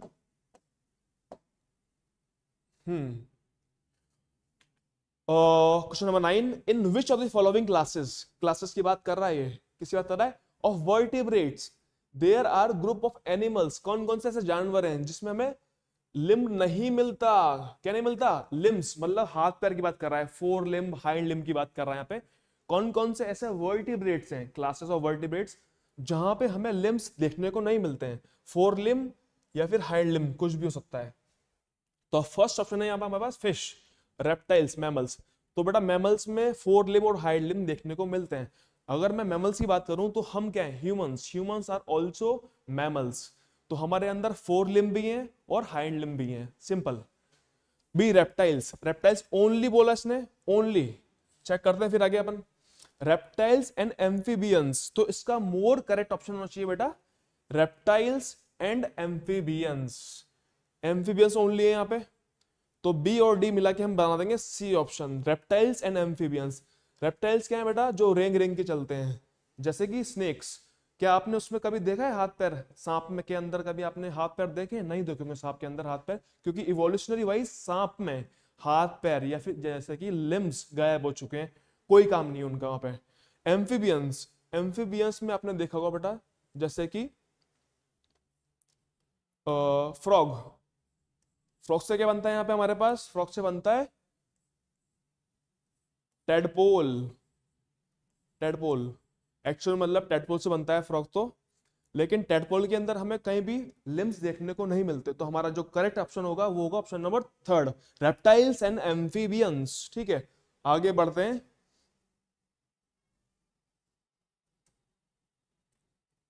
ठीक है, which of the following group have only one pair. Question में क्या बोला है हमसे, क्या पूछा है, ओनली वन सिंगल पेयर की बात कर रहे हैं यहाँ पे। किसकी बात कर रहे हैं, only single one pair of wings. ठीक है, एक जोड़ी पंख मांग रहे हैं। क्या मांगा इसने बेटा अपने सवाल में, एक जोड़ी पंख। तो चेक करते हैं first option, honey bee, beetles, ant में तो बेटा चीटी एंट, तो एंट में होते ही नहीं है विंग्स एब्सेंट है इसमें। जबकि जो हनी बीज हैं, ड्रैगन फ्लाई, बटरफ्लाई, इसमें हमें पेयर्स में देखने को मिलते हैं ना। ठीक है, 2 पेयर्स ऑफ विंग्स। कितने जोड़ी मिलते हैं बेटा, 2 जोड़ी। और सवाल में हमसे क्या पूछा है, एक जोड़ी पूछा है बस। ठीक है, तो आगे चेक करते हैं, बटरफ्लाई में 2 जोड़ी है, नहीं होगा अपना ऑप्शन। डी ऑप्शन चेक करते हैं, house fly, fruit fly, mosquito. तो बेटा हमारा जो आंसर जाएगा वो जाएगा आंसर नंबर डी, क्योंकि जो हाउस फ्लाई है, जो घरेलू मक्खी है, उसमें मक्खी में फ्रूट फ्लाई एंड मॉस्किटो, जो घरों में मच्छर उड़ते रहते हैं, उसमें जनरली हमें एक जोड़ी पेयर देखने को मिलते हैं। ठीक है, और हाउस फ्लाई का साइंटिफिक नाम आप जानते ही हैं, मस्का डोमेस्टिका। ठीक है, वेरी सिंपल क्वेश्चन। आगे बढ़ते हैं। क्वेश्चन में हमसे बोला है, क्या बोला है सवाल में हमसे, ड्यूरिंग एन एक्सपेंडिशन, मतलब हम कहीं निकले सर्च में किसी चीज की, टू प्लैनेट इमेजिटिका, मतलब इमेजिनेशन हमारा, ये क्या है, एक इमेजिन करा हमने, एक प्लैनेट को हमने यहाँ पे क्या करा है, इमेजिन करा एक प्लैनेट को। यहाँ पे साइंटिस्ट गए, वहां पे पहुंचे और एनालाइज करा the genetic material of the organism, जो वहां पे रहने वाले ऑर्गेनिज्म है, जीव जंतु हैं दूसरे प्लैनेट पे, दूसरे ग्रह पे, वो कैसे हैं, found there noted the following features. तो पहला फीचर अपन पढ़ रहे हैं, among amount of purine and pyrimidines is unequal. बेटा जब भी आप ऐसा स्टेटमेंट पढ़ें, ठीक है, तो ध्यान रखना हमेशा, amount of purine and pyrimidine unequal किसके केस होता है, सिंगल स्टैंडर्ड केस के। ठीक है, किसके केस में, सिंगल स्टैंडर्ड होगा वो जेनेटिक मटेरियल, वो जो जेनेटिक मटेरियल होगा वो कैसा होगा, सिंगल स्टैंडर्ड। ठीक है, और सेकंड स्टेटमेंट से हमने बोला है उसने एब्सेंस ऑफ थाइमीन, मतलब थाइमीन है ही नहीं।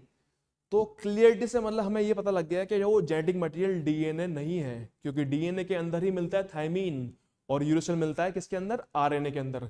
तो उससे ये क्लियरिटी हो गई कि वो डीएनए नहीं है। आगे बढ़ते हैं, unstable genetic material with high frequency of mutation that is clearly indicating that the genetic material is RNA। क्या बेटा genetic material, RNA, ribo nucleic acid. क्या कौन सा जेनेटिक मटेरियल है, ribo nucleic acid. Very good, क्योंकि देखो unstable genetic material कौन सा था यहाँ पे, unstable genetic material that is RNA, ribo nucleic acid. Very good, तो सिंगल स्टैंडर्ड RNA। आगे बढ़ते हैं अपने options, rapid degeneration at high at pH above 12। तो हाई pH की बात कर रहा है यहाँ पे हमसे बेटा, तो ये क्लियरली इंडिकेट कर रहा है सिंगल स्टैंडर्ड आरएनए को। क्लियर है, आगे बढ़ते हैं।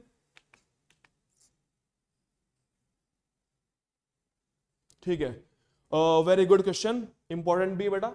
कॉन्सेप्ट को समझिए, ठीक है। Which of the following is most likely to show aerenchyma. अभी एरेनकाइमा कौन सी चीज है, मतलब बताइए, व्हाट इज एरेनकाइमा? एरेनकाइमा एक मॉडिफिकेशन है बेटा। ये क्या है? ये मॉडिफिकेशन है। It is a modified tissue, it is a modified tissue. और किसका मॉडिफिकेशन है ये? पैरेनकाइमा का। किसका? पैरेनकाइमा। ये पैरेनकाइमा का मॉडिफिकेशन है। कौन? एरेनकाइमा। जब पैरेनकाइमा के अंदर बहुत सारे एयर फिल्ड हो जाएंगी, क्या हो जाएंगी? एयर फिल्ड, तो वो क्या बन जाएगा? एरेनकाइमा, ठीक है। और ये बायोन्सी भी प्रोवाइड करेगा। क्या चीज प्रोवाइड करेगा? Buoyancy to the organisms. Option check करते हैं सबसे पहले।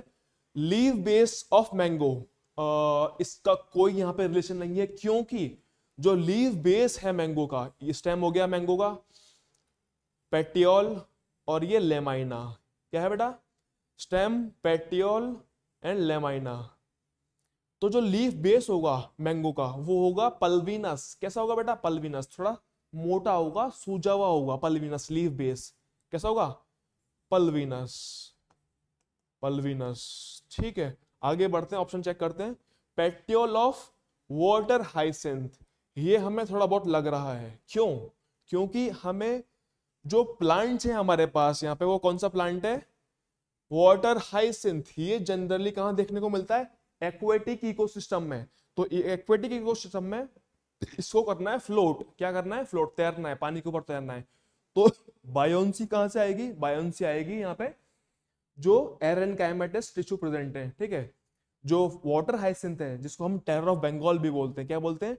टेरर ऑफ बंगाल, ठीक है। आइकॉर्निया क्रेसिपस इसका साइंटिफिक नेम है। तो इसमें हमें एरेनकाइमेटस टिश्यू देखने को मिलते हैं। टू फ्लोट, ठीक है, to float on the water level, ठीक है, simple. Option number B will be answer. आगे बढ़ते हैं। ब्रायोफाइट्स की बात कर रहे हैं बेटा हम यहाँ पे। किससे बात कर रहे हैं? ब्रायोफाइट्स। और हम जानते हैं ब्रायोफाइट्स क्या है यहाँ पे। ब्रायोफाइट्स क्या है यहाँ पे? एक लोअर प्लांट्स की कैटेगरी में आते हैं। कौन सी कैटेगरी में? लोअर प्लांट्स की कैटेगरी में। Lower plants. लोअर प्लांट्स क्या मतलब हुआ यहाँ पे? क्या वो छोटे पौधे हैं? बिल्कुल भी नहीं ऐसा। इवोल्यूशनरी वाइज ये बहुत पहले आए हैं, ठीक है। जैसे कि सबसे पहले आए एल्गी, एल्गी के बाद आए ब्रायोफाइट्स, ब्रायोफाइट्स के बाद इवोल्यूशनरी मतलब चेंजेस होते गए और कुछ नए प्लांट बने जिनका नाम है टेरिडोफाइट्स। फिर टेरिडोफाइट्स के बाद जिम्नोस्पर्म, फिर एंजियोस्पर्म, सबसे लास्ट में most advance plant angiospermic plants, ठीक है। आगे बढ़ते हैं, ठीक है। 3 स्टेटमेंट दे रखे हैं ब्रायोफाइट्स के लिए, समझते हैं क्या बोल रहा है ये। Bryophytes are lower plants, exactly lower plants हैं with plant body differentiated into root, stem, leaves. एकदम गलत बात है, ठीक है, गलत बात। Into true root, stem, leaves गलत बोल रहा है, क्योंकि ब्रायोफाइट्स में ये लोअर प्लांट्स हैं, ये इवोल्यूशनरी वाइज बहुत सिंपल, ठीक है, सिंपल प्लांट्स हैं इन द सेंस इसमें कुछ खास तरीके के जो एडवांस प्लांट में देखने को मिलते हैं टिश्यूज, रूट, स्टेम, लीव्स, ये सब नहीं मिलते, नहीं मिलेंगे। Bryophytes are devoid of xylem and phloem, exactly. Devoid मतलब एब्सेंस, क्या मतलब यहाँ पे डिवॉइड का? एब्सेंस है। किसका एब्सेंस है? वेस्कुलर टिश्यूज का। यहाँ पे क्या है? वेस्कुलर टिश्यू, मतलब that is xylem and phloem. तो ब्रायोफाइट एक लोअर प्लांट्स है, बहुत ही सिंपल प्लांट्स है, उसमें एज सच कुछ खास कॉम्प्लेक्स वेस्कुलर टिश्यू देखने को नहीं मिलता। ये तो सही हो जाएगा हमारा, फर्स्ट वाला हो जाएगा गलत। Third statement, bryophyte require water for completion of their life cycle. तो ये बोल रहा है बेटा ब्रायोफाइट्स को अपनी लाइफ साइकिल कंप्लीट करने के लिए, मतलब सेक्सुअली रिप्रोड्यूस करने के बाद एक नया ऑर्गेनिज्म बनाने के लिए वाटर का रिक्वायरमेंट होता है। होता है क्या? बिल्कुल होता है बेटा, क्योंकि जो एंथ्रियोजॉइड्स हैं, क्या है?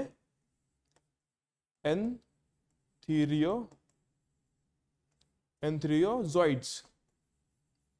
और वो एंथ्रियोजॉइड्स क्या है बेटा? यहाँ पे मेल गैमीट्स। क्या है? Male gamete. एंथ्रियोजॉइड्स क्या है यहाँ पे? Male gamete. एंथ्रियोजॉइड्स को स्विम करने के लिए, मतलब चलने के लिए, चलने फिरने के लिए वाटर का रिक्वायरमेंट होगा। किसका रिक्वायरमेंट होगा? पानी का। एंथ्रियोजॉइड को पानी का रिक्वायरमेंट होगा फॉर द स्विमिंग। और किसके पास जाना तैर के? आर्किगोनियम के अंदर जो फीमेल गैमेट बैठा हुआ है, ठीक है, उसके पास जाएगा और fusion complete, life cycle complete. तो चेक करते हैं, which of the above statement is are true with respect to bryophytes. तो हमारा सेकंड ऑप्शन और थर्ड ऑप्शन यहाँ पे सही था, तो सेकंड और थर्ड एक ही ऑप्शन में मिल रहा हमें, second third, D will be your answer. Next, हाँ, carbon fixation is most of the succulent plant. सबसे पहले बेटा मुझे बताइए what is succulent plant, meaning क्या है? Succulent plant are xerophytic plants. Xerophytic plants चाहिए जो कि कहां मिलते हैं देखने के लिए, कहां मिलते हैं बेटा? डेजर्ट में। कहां मिलेंगे? डेजर्ट में जनरली, ठीक है, क्योंकि वहां पे पानी की बहुत कमी है, ठीक है, और टेम्परेचर काफी हाई है, ठीक है, टेम्परेचर काफी हाई है और वाटर की अवेलेबिलिटी बहुत ही ज्यादा कम है, ठीक है।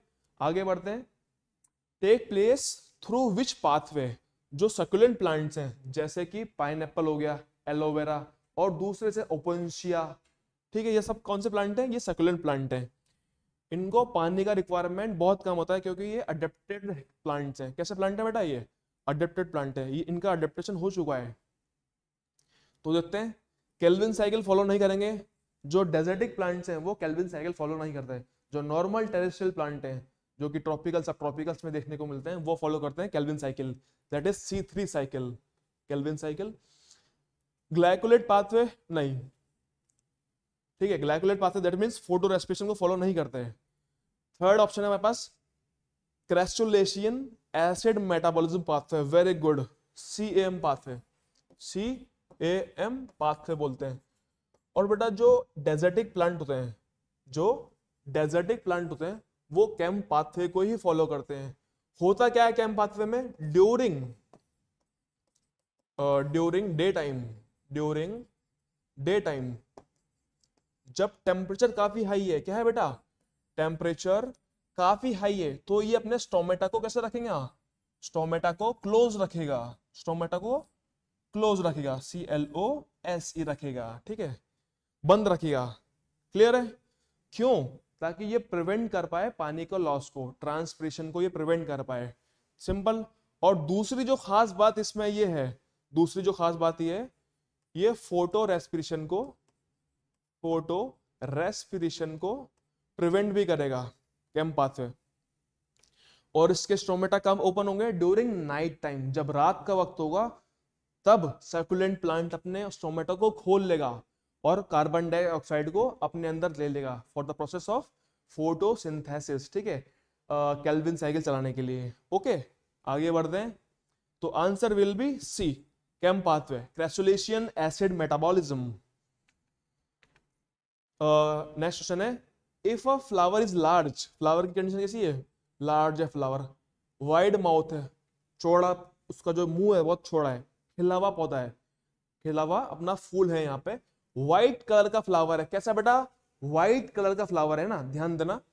शोइंग एंथेसिस, एंथेसिस मतलब है ओपनिंग, क्या मतलब बेटा यहाँ पे? Opening.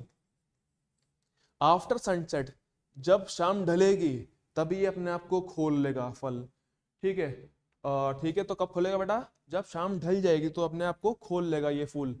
After sunset and emitting fruity, बहुत सुगंधित स्मेल शो रिलीज करेगा, मस्की फ्रेग्रेंस, खुशबूदार, बहुत तेज, ठीक है। Is most likely to be pollinated by, तो उसका पॉलिनेशन कौन करने आएगा बेटा? बताइए। बर्ड्स, बैट्स, इंसेक्ट और बेबून्स, बताइए। फ्लावर कैसा है? लार्ज, वाइड कलर का फ्लावर है, वाइड इन द सेंस उसका जो साइज है थोड़ा बड़ा है, फ्लावर का साइज वाइट कलर है फ्लावर का। और एंथेसिस मतलब ओपनिंग कब होगी? आफ्टर सनसेट, सनसेट सूरज ढलने के बाद। एंड इमिटिंग फ्रूटी और musky fragrance is most likely to be pollinated by, इसका सिंपल सा आंसर है, ठीक है, चिमगादड़, दैट इज बेट्स, ठीक है। आगे बढ़ते हैं। तो नेक्स्ट क्वेश्चन है बेटा हमारे पास, गिवन बिलो 4 स्टेटमेंट, 4 हमें कथन दे रखे हैं, 4 statement are given, 4 statement,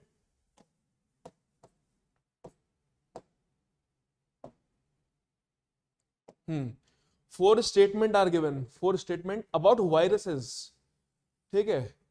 virus के बारे में हमें 4 स्टेटमेंट दे रखे हैं। Which of the following statement is और आर इनकरेक्ट, ठीक है। असत्य कथन, गलत स्टेटमेंट कौन सा है बेटा इसमें, बताइए फटाफट से।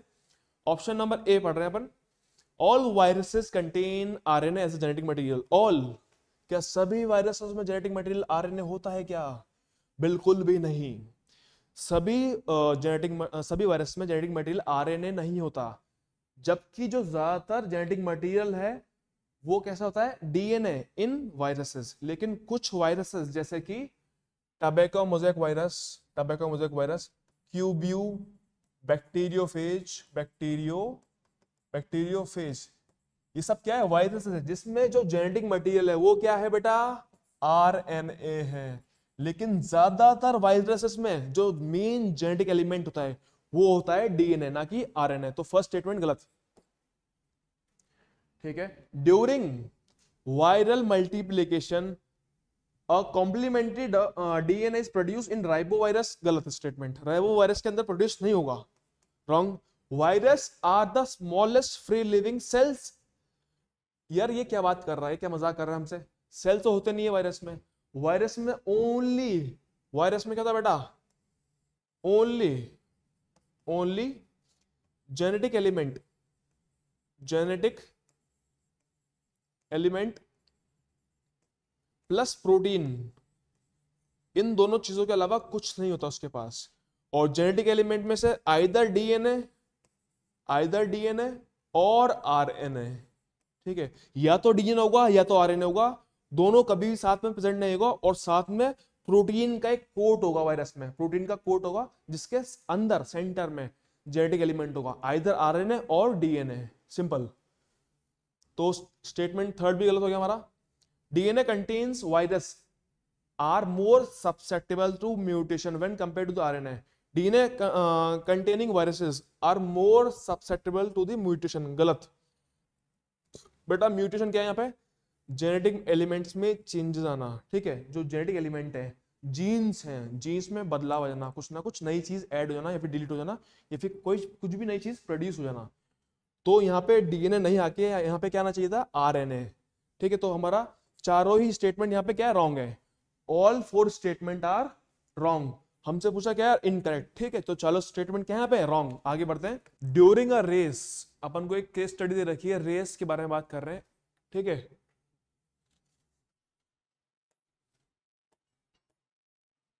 क्या हो रहा है बेटा, यहाँ पे एक रेस लगी हुई है, रमेश वॉज थ्रोन, रमेश को उठा के पटक दिया, ठीक है, किसने, घोड़े ने। जो रमेश है बेटा वो घुड़सवारी कर रहा है, वो हॉर्स राइडिंग कर रहा है यहाँ पे, और रमेश को घोड़े ने उठा के फेंक दिया। सफर्ड, उसको चोट लगी, इंजरी हुई, suffered injury in a frontal part of the head, ठीक है। मतलब जो अपना frontal part, head, frontal lobes, तो ये उसके अफेक्ट हो सकते हैं, ठीक है। आगे चेक करते हैं। अपॉन थ्रू एग्जामिनेशन, वो डॉक्टर के पास गया, उसने चेक कराया, अपना चेकअप करवाने के बाद उसको मतलब क्या क्या रिजल्ट्स देखने को मिले, चेक करते हैं। Ramesh was found to have injury in the front part of his head. What which of the following can be possible outcomes of this injury? इस इंजरी के पॉसिबल आउटकम्स, मतलब क्या क्या रिजल्ट्स हो सकते हैं इस इंजरी के, चेक करते हैं। ट्रबल इन स्पीकिंग, सही बात है। जो रमेश है, रमेश की चोट कहां पे लगी है, frontal part of the head, इसमें कहता है फ्रंटल लोब्स। ये क्या बेटा, फ्रंटल लोब्स। जो फ्रंटल लोब्स है अपने फ्रंटल लोब्स ब्रेन के, वो अफेक्ट करते हैं स्पीकिंग, अपने स्किल्स के बारे में, ठीक है। तो ये अफेक्ट होगा, ठीक है। इन एबिलिटी टू स्मेल, एकदम सही स्टेटमेंट है। जो रमेश पर्सन के कहां पे चोट आई है बेटा, frontal part of the head, तो ये भी एसोसिएटेड विद स्मेलिंग पावर, ठीक है। जो ऑल फैक्ट्री लोब्स हैं, कौन से बेटा, ऑल फैक्ट्री लोब्स, वो कहां सिचुएटेड है, कहां होते हैं, located in the frontal parts of the head, ठीक है। तो इन एबिलिटी टू स्मेल, उसकी सूंघने की जो क्षमता है, कैपेसिटी है, वो घट जाएगी, ठीक है, घट जाएगी और खत्म भी हो सकती है। Inability to walk on a narrow path, अगर डॉक्टर उसको बोलेगा चलने के लिए, ठीक है, नैरो पाथ पे, तो वो प्रॉपर तरीके से चल नहीं पाएगा, क्योंकि जो बैलेंसिंग का काम है, बैलेंसिंग काम करता है अपना फ्रंटल पार्ट या फिर frontal lobe of the brain, ठीक है। तो ये तीनों काम रमेश नहीं कर पाएगा बेटा, ठीक है। Inability to maintain blood pressure और फ्रंटल लोब्स का कोई कनेक्शन नहीं है बेटा। जो ब्लड प्रेशर है उसको मेंटेन करने का काम करता है मेड्यूला ऑब्लिंगेटा।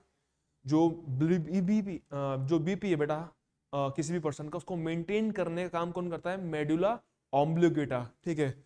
और ये सिचुएट होता है बिलो, ठीक है, बिलो या फिर bottom of the brain, bottom of the brain. और जो चोट आई है बेटा रमेश को, वो कहाँ ही है? फ्रंट पार्ट में, ना कि बॉटम ऑफ द ब्रेन। तो ये इसकी inability to maintain blood pressure, option गलत होगा।